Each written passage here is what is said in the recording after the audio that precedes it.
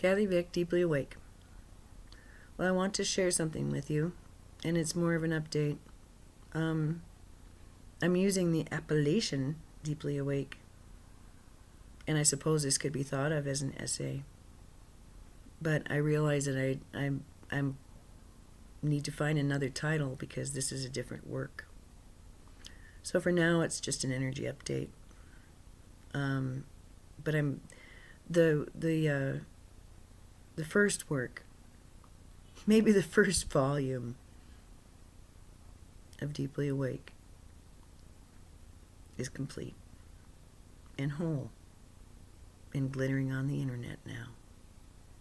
It began with Judas energy, and it ended with an essay I called Enemy Mine. And it took me 6 years to forgive, to understand, and to release my Judas.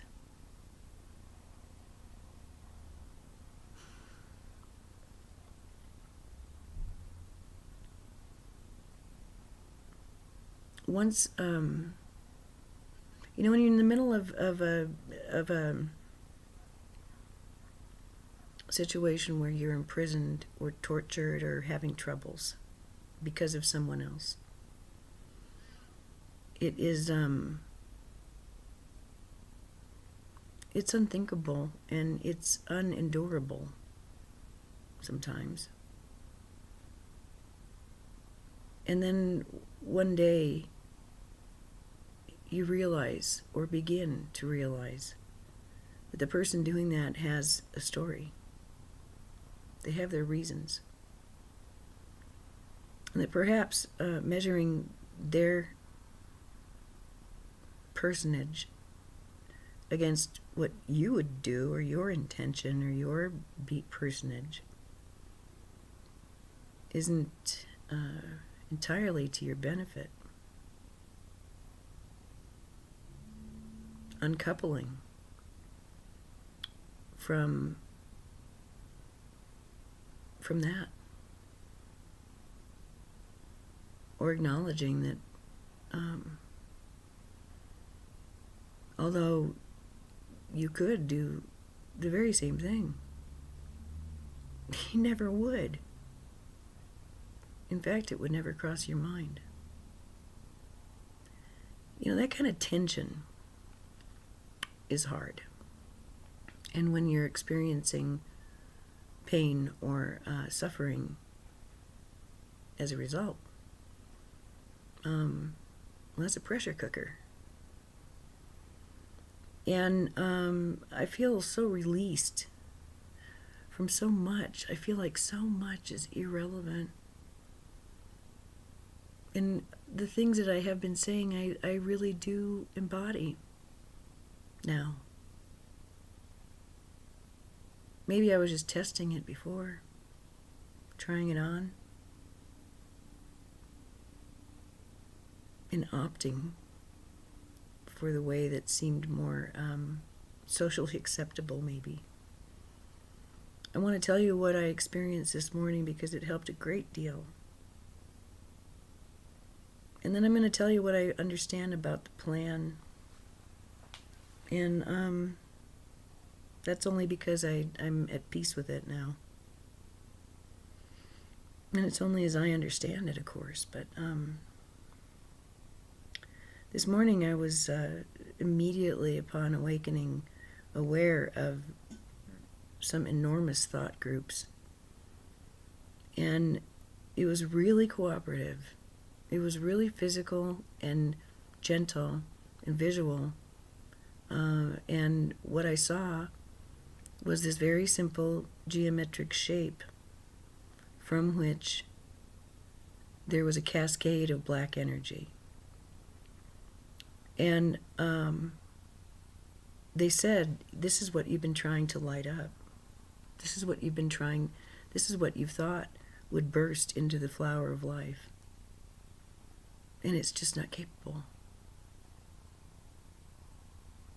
It can produce what it has access to.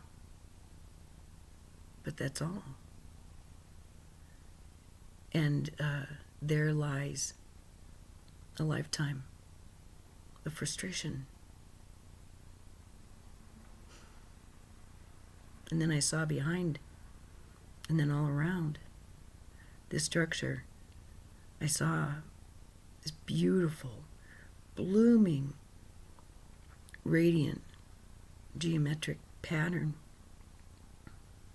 And it was the signature of, everything I think is holy. You know, humor and joy and insight and perspective and expansiveness and creativity and all that. And I realized that these two states are not incompatible, but to expect one from the other is not appropriate. The huge, beautiful geometric contained the simplicity of the first pattern I saw. But it wasn't configured the same way. The darker energy was like being siphoned off. And as it got siphoned more and more, it just got goopier and blacker and tarrier. So that was very helpful. And I then asked about, or I was aware of my frustration of just like, why is it that I'm on hold? I don't understand why I'm still on hold. I mean, I'm ready. And I've still got, I still have ropes tying me down. What's that about? And all I'm told is to fear not and be of good cheer, and to trust my awareness.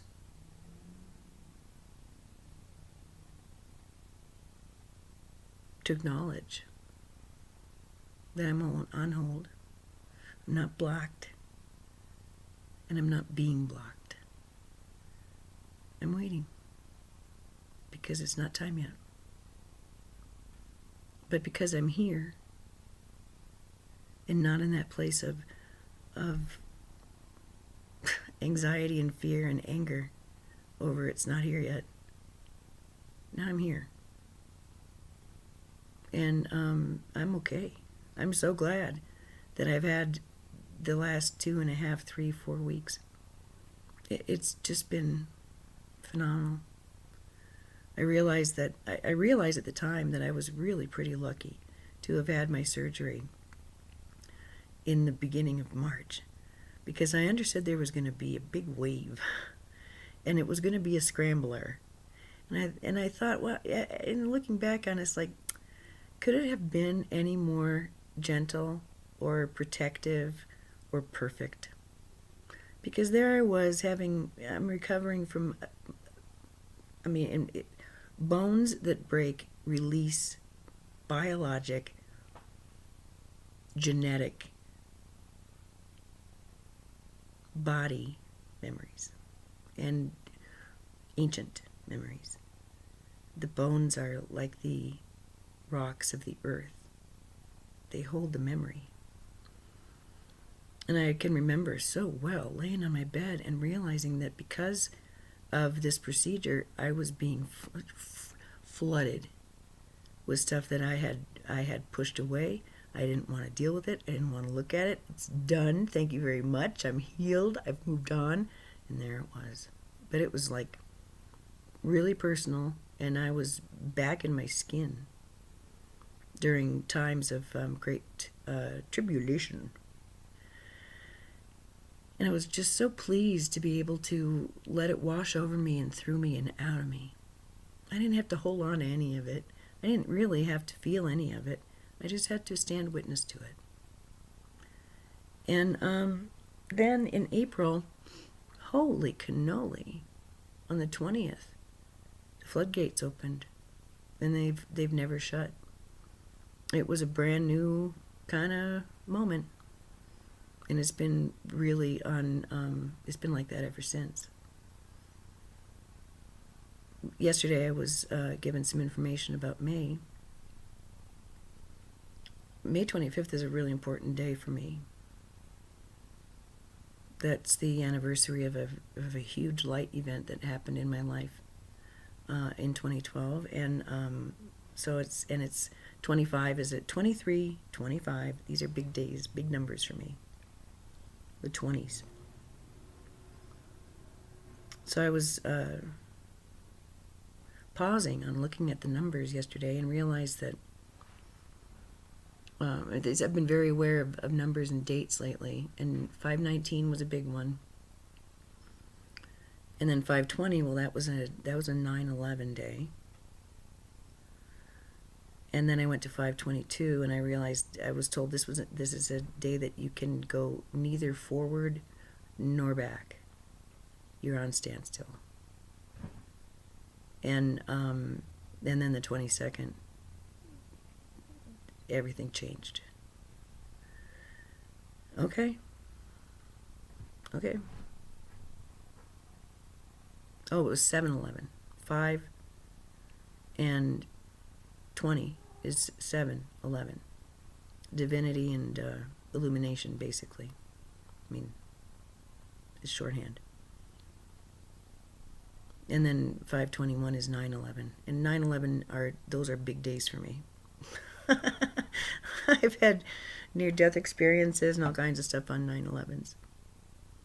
And they showed me this is a sequence you've been ramping up to this one, dear. It's been 1/11, and then it's been 2/11 and 3/11, and you just haven't paid attention. It's okay. You didn't have to. But now you do. And now you see, oh look, I've been on a conveyor belt. Yes, dear. You've been on a conveyor belt. And I don't want to look further. I know it's all good. I know there's an 11/11 coming up. Actually, a few of them. And I'm really okay with this being a day where I'm here, talking to you. It's just been important, and it's been beautiful to begin to loosen the mandate, the edict, the requirement to be dissatisfied with myself and with reality. It just seems to be like, yeah, I know that everybody around me is like that, but I don't want to play it that way. I just don't. Not anymore. Not anymore. And so this morning I was able to put into better perspective the losses that I've experienced of people who I knew were me. And they didn't want to be around me anymore. They went off on their own way. And truth be told, I didn't really want to be around them anymore. I wanted them to be on their way. But, standing without the people who you've identified as your family, as your soul kin, there's not a big draw for me to that. I had my spiritual teachers leave me. I've had very important individuals in my life just suddenly evaporate. Sometimes with I'm leaving because I can't stand you.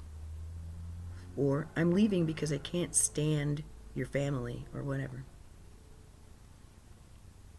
It's hard to be left. It's hard to not be chosen. But I saw today that all that was coming from that lower geometric. All of it. They're tussles with importance and place and meaning and purpose that only apply to 3D land. And so I just realized, I guess, that I am this bigger thing. I always have been. And it's really okay to own it. I know I've been saying that, perhaps, for a long time. Well, good. Repetition is very good. I'm a cumulative learner, after all. Water on stone, baby. Water on stone. It takes time. And I don't have some of the constraints and prisons inside of me and outside of me that many other people do. So I just wanted to continue my work and get to the place where I could be at peace and happy and clear from morning to night. That's all I've ever wanted. And the only method I've ever found that works is to listen and to honor the beautiful psychedelic experience that is me. So I did ask, so it's hard to translate into physical. What am I going to do here? And so they explained it's yeah, sure. You gotta be okay with divine timing. That's probably a good thing. Otherwise, you're upset unnaturally and unnecessarily so. But they said, that my purpose is to translate the energy through the biology, and that the study of this is the study of harmonics, consciousness through matter, consciousness through biology.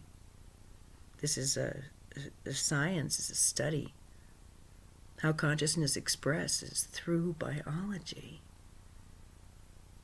And just because there isn't perhaps, a body of knowledge that I can go to and refer to and go, oh, wow, that's what I am. That's what I'm doing. That's what I've always done. And they kind of giggled, as did I, when I realized translating into the physical is the very, very last step. Not the first, the last. It's an effect.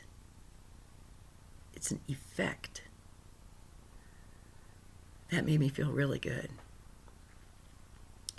So,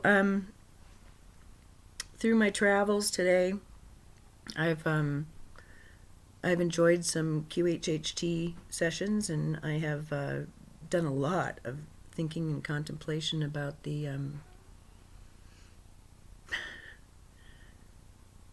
information that I've received the last week or so about the plan, about what's happening energetically, which served to explain why it is that I was, and what was happening while I was being activated in 2016, and the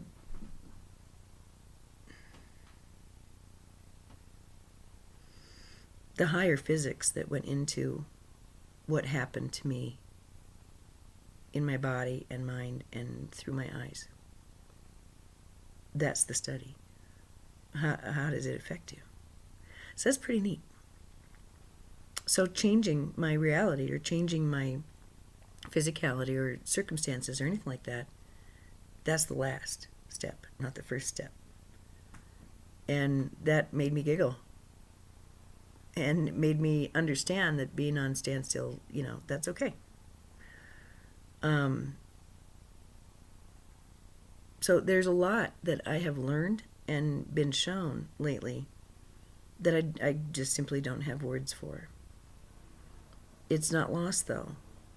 It's somehow biologic at this point. I feel it in my cells, in my DNA, maybe. It's a comfort to me that I was so purposeful and dogged in this pursuit. And even when I thought I was unconscious, I was asked one time, so what is your purpose here?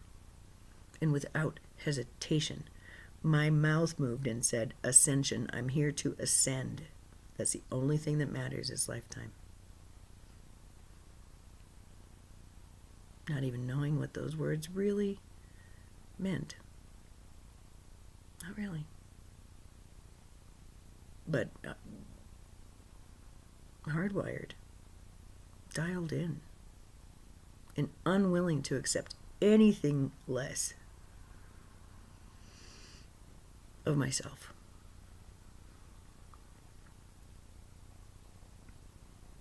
Then I begin to review some of this work, and I'm just stunned. Not only at what I've created in my own awareness, but in my life, with my friends, with my family, in my past and my future. It's just beautiful.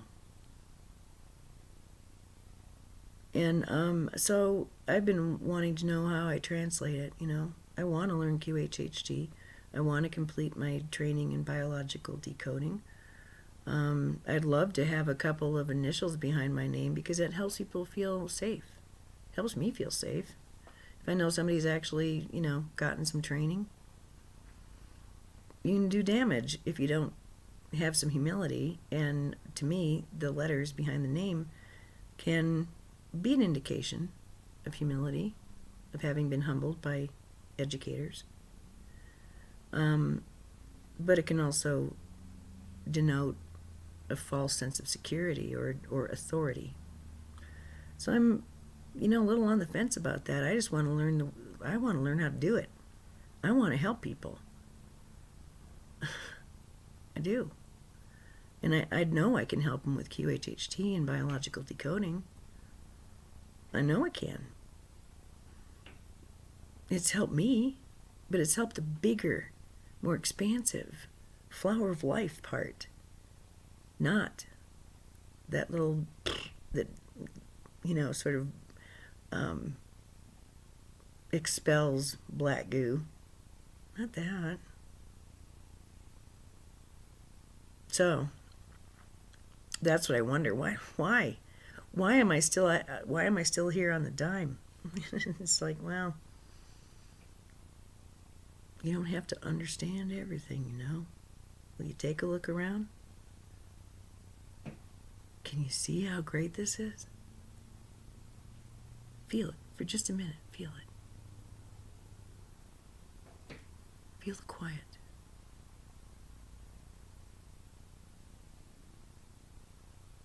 Feel the space. There's so much space right now.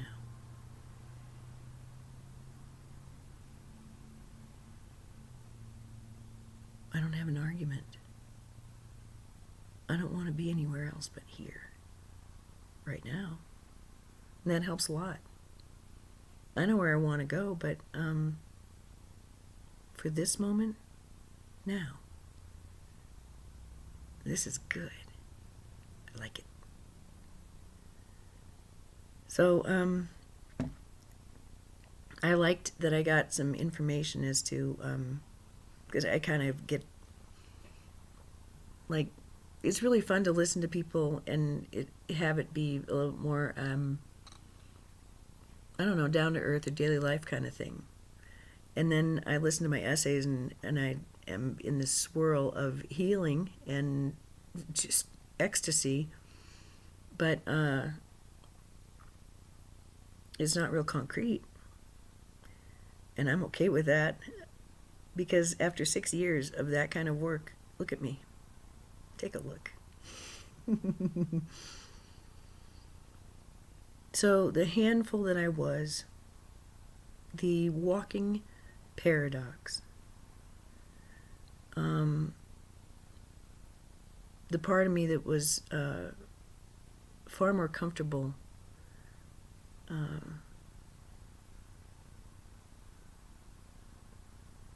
submitting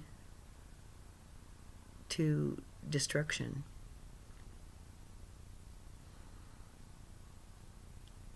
I see it for what it is. It's not even mine. And it never was. It never was.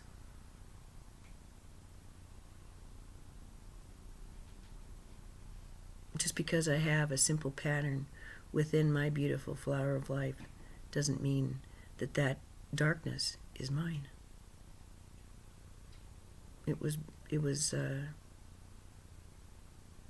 attached to me.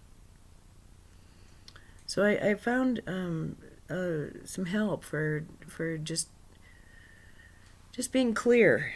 If there's any kind of energetic insert, I'm ready. I feel like I'm pretty complete, but I'm ready to submit myself to a healer so that I can work in tandem with them and do a little bit more active, deep attunement. So I'm looking forward to that. And I really like just giving myself a break. It just feels so good.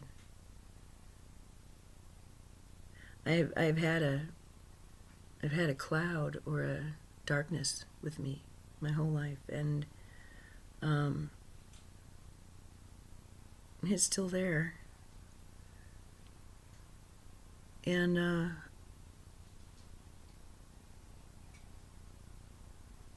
I want it removed.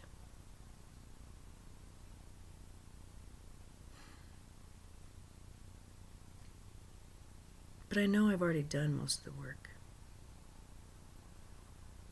I know that this darkness, this tangle, this galaxy that walked with me is not mine and never was. I was just a host. And so the plan, you may have seen some outrage or anger or that kind of thing from me as I was witnessing a bigger reality, a more inclusive one that explained things that had always been a mystery to me. And during that big reveal, it became abundantly clear to me that part of this has been to get ready to die, to transition, and to get comfortable with that, to transition.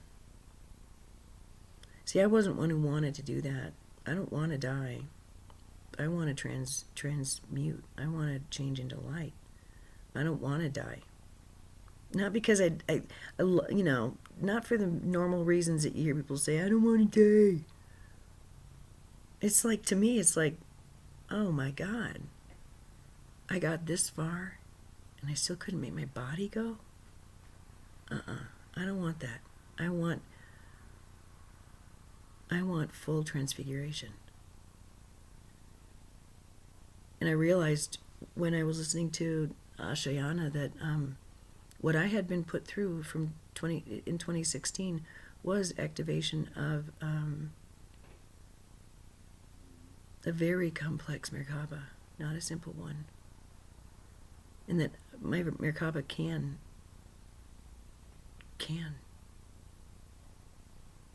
and does go anywhere. Not just one direction. Not just 6. All of them. All at once. That's what I'm capable of. That's what I've done. I've burst into flame so many times through the years. And those flames are real. and they're powerful.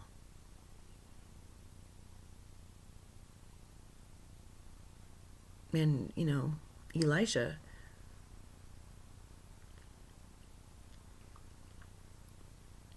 for most of it, wasn't witnessing it. I was doing it on my own.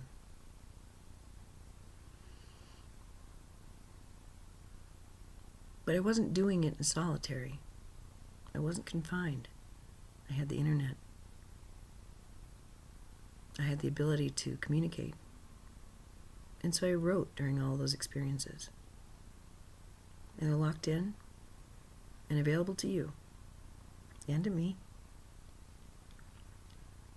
Free of charge, baby.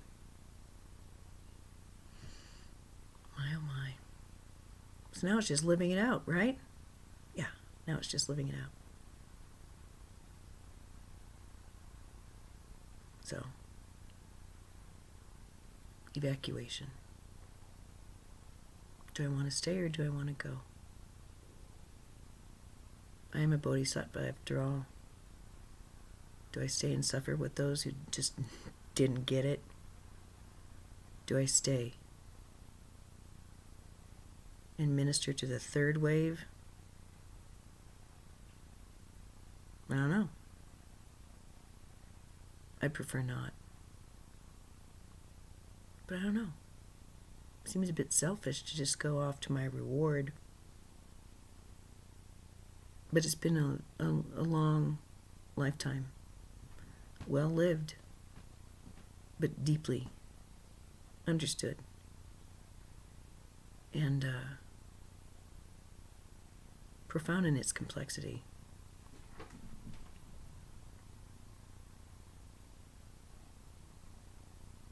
It's hard for me to know because I don't know what Sam is going to want.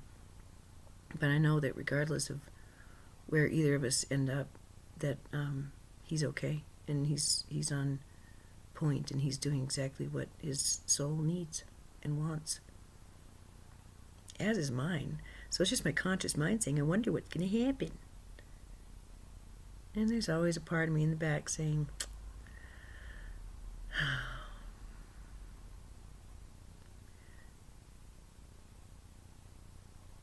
you still haven't learned to trust? Really? Come on. Doesn't matter what happens. Does it? No. Not to me. Once in a while now I'm just set with excitement and enthusiasm and a need to get up and go and move and do, because I know I don't have much time. I know we all don't have a lot of time. And yet the work's been done. My work's been done. And I did it while I was amnesic, but it's done. And now it can be translated into my physical body, and my will can be used for the purpose of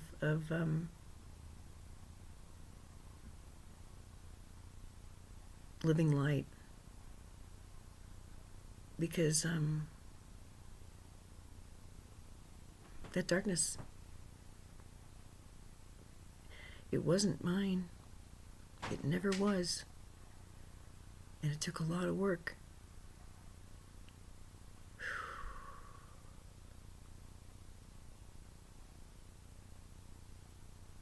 But it's lifted. And I can find somebody who can help me, like, balance the energy and tweak it a bit. But my work's been done. So what I'm noticing about my reality now versus even a few days ago is that once in a while I just kind of am shocked. It was just like, there's not one reason to worry. There's reason to I've never had a handle on linear time, and it would be really great to have a better handle on linear time. so that I can get more accomplished. That's the only reason. just so that I can manage my time better. So I've come up with some really simple solutions, and they work.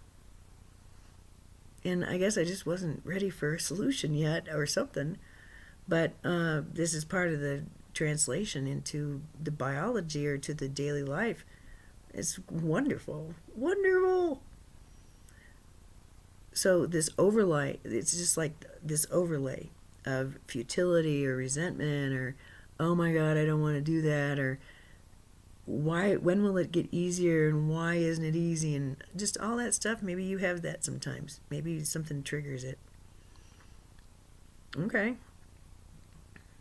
I still sometimes will hear it, but I don't believe it anymore.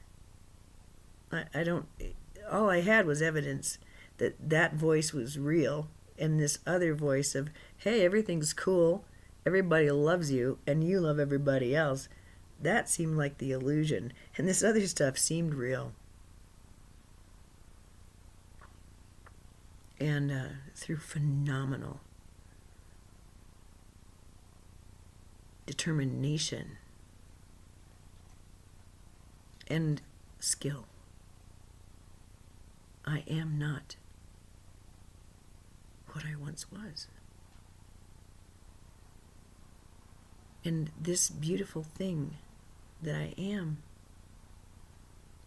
I did not turn into it. I did not, from a clay vessel, turn into a great light. That is the fundamental mistake.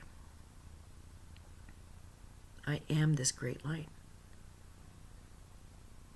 And then the energy goes down and down and down into a physical form. And along the way, there were overlays.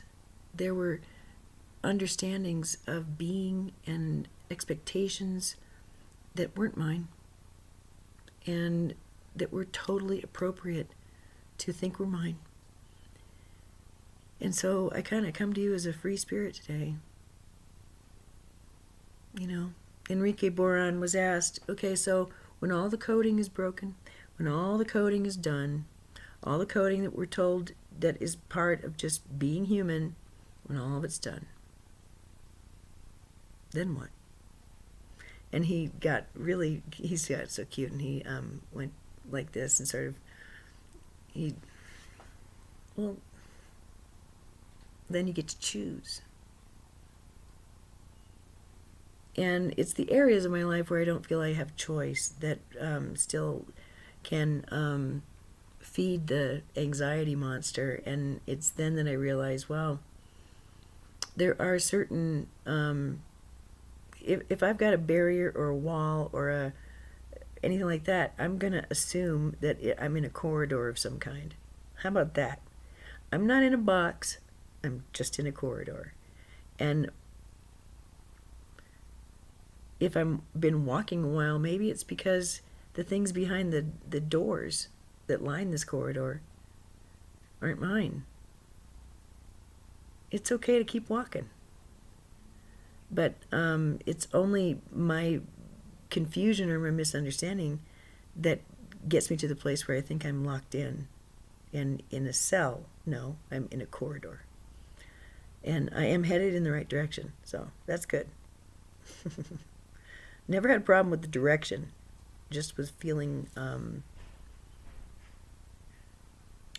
unrealized and not helpful. So I've said, before, I've done my time of healing. Everybody, I'm not healing anybody anymore. It's not my job. You get to heal yourself. And that was a good first step. And I guess that if you've only got certain tools in your hands and you are seeing that those tools actually aren't very effective and can be harmful, it's really okay to just not use them for a little bit. And I kind of feel like that's the case, that there are other ways that I can help and heal. And any parameters that I have on that, I'm going to allow that too. Because all in good time, things are going to come together. There's just nothing to worry about. And there's work to be done. And I'm not going to be barred from that work. I'm here to do that work. It's just obviously not quite time. Look what I've done on the internet for you, for me. That was work. I guess I'm just talking about the fruits of my labor. That I am impatient to smell cooking and to sit down and savor and enjoy. But I'm beginning. The last month or so. Consistently. Every day knowing, living within the reality that I am so blessed, so lucky. I'm so happy to be doing what I'm doing, to have done what I've done, and to be who I am. And lately, just day to day, because God, I just love my reality. I'm so in love with everything. Everything. And it's only now that I've got a bigger perspective and I can see so much more, and some of it is so, if I even told you, I'm refraining from just laying it out there because I don't think that it's entirely helpful to hear if you're not prepared. It's a shock to the system, and it took me time to integrate. But I am at peace with what I've done, what I'm doing, and what I will be doing.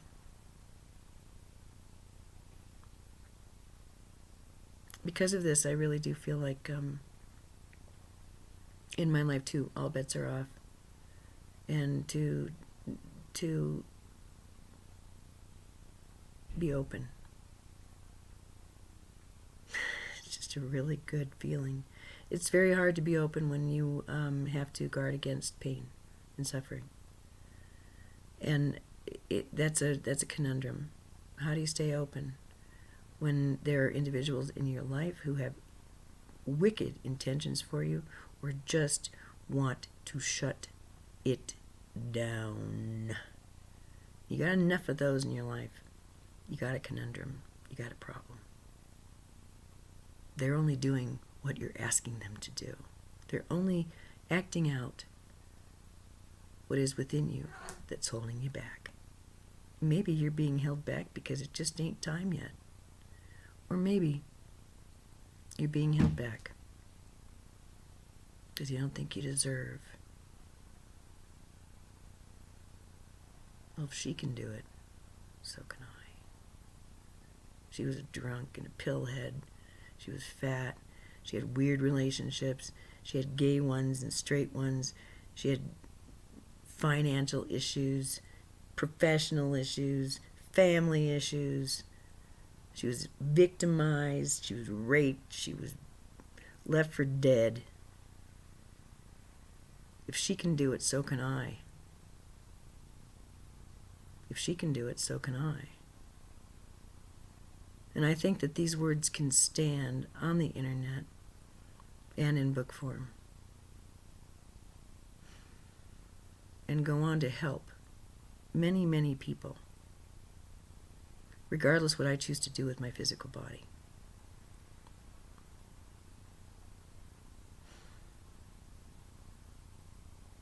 It's a gift. It's a gift. And I hope it helps. It helped me. It's really all I have to say. I feel 44. I feel at peace, and I am. I am at peace.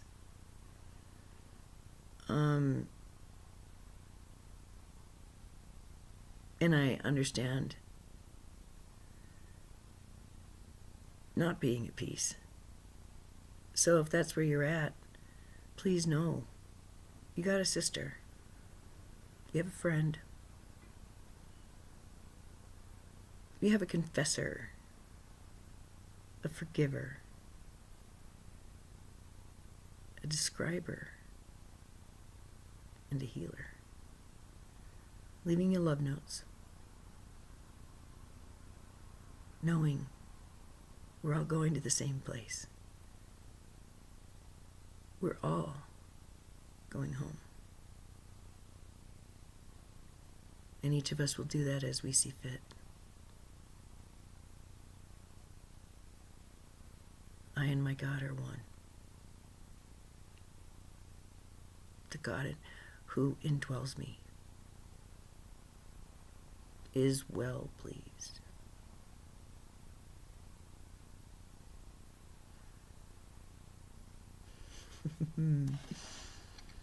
Selah.